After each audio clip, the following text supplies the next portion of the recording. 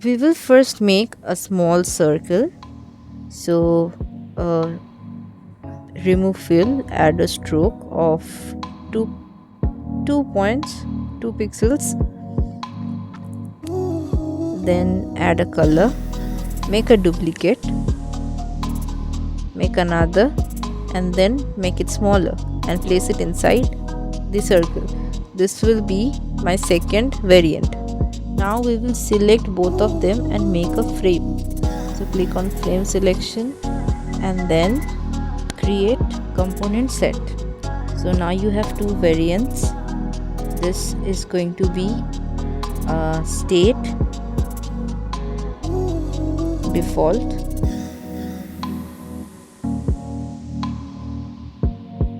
or unclicked. We'll write default and select it, then drag it out, make 3 copies of it, change the state to selected for the first one, select all of them and click on create component. Now you have one variant with 3 radio buttons. Make another variant of it, place it side by side for simplicity, make 3 copies because we have 3 radio button. So make the second one selected and first one default, and same for the third group. Now you have 3 variants of the component, so it's ready. Now we will add prototype to it. So go to prototype and then select the first variant, click on the second radio button.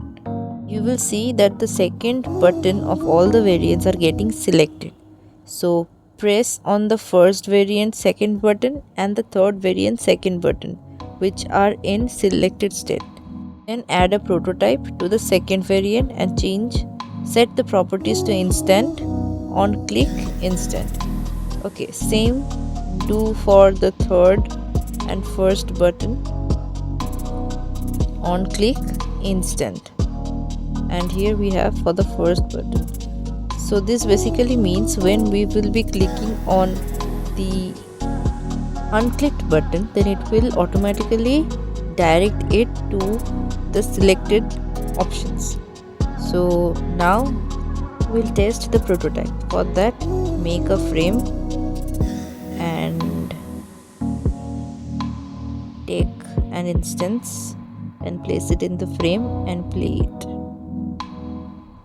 Yeah, and that's it. We have a single selection radio buttons.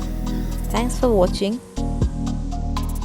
So don't forget to like and subscribe my channel and hit that bell icon. Thank you.